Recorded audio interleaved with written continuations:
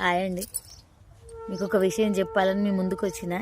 ఏం విషయం అంటే, ఇల్లు కట్టే ముందు మేము గుంతలు తీసినాం, అంటే పిల్లర్ల కోసం. గుంతలు తీసిన తర్వాత మా పక్కన ఒక ఆయనది ప్లేస్ ఉన్నది. ఆ ప్లేస్ ఆయనకి ఎవరో చెప్పిండంట, మీ పక్కన ఇల్లు కడుతున్నారు, గుంతలు తీసిండ్రు, వచ్చి చూసుకోమని. ఆయన గబగబా వచ్చేసిండు. వైశాస్ అంటే కొమటోళ్ళదంట. అంటే ఇక్కడే రెంటుకుంటురని మాకు చూపించిండ్రంట.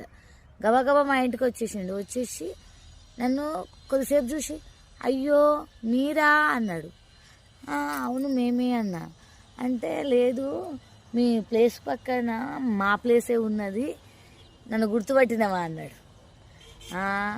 గుర్తుపట్టినా అన్నా కానీ గుర్తుకొస్తలేదు నాకు తొందరగా. చాలా రోజులైంది, అంటే సంవత్సరాలు అవుతుంది చూసి.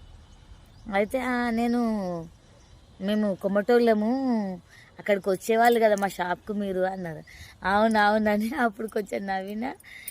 చెప్పండి అని అంటే ఏమన్నాడు, లేదు మీరు మా ప్లేస్లోకి ఏమన్నా జరిగిందేమో అడగడానికి వచ్చినా అంటే, మేమేం జరగలేదు, కావాలంటే మీరు చూసుకోండి అని నేను చెప్పిన తర్వాత తను ఏమన్నాడు, ఇక చూసుకునే అవసరం లేదు, పర్వాలేదు, మీరు మాకు తెలిసిన వాళ్ళే కదా, అట్లేం కాలేదులే అని అన్నాడు.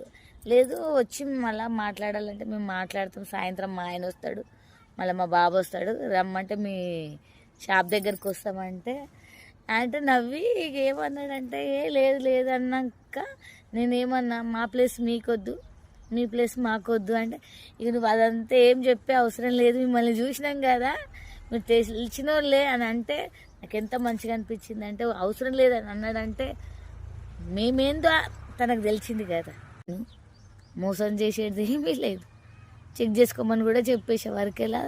నిజంగా చెప్తున్నా, ఒకటే మాట అన్నాడు, పర్వాలేదు మిమ్మల్ని చూసినాం కదా, పర్వాలేదు అనుకుంటే వెళ్ళిపోయాడు.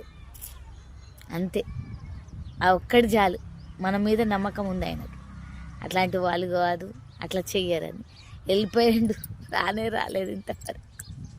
అదేనండి మీకు చెప్దాం అనుకున్నా. సరేనా, బాయ్.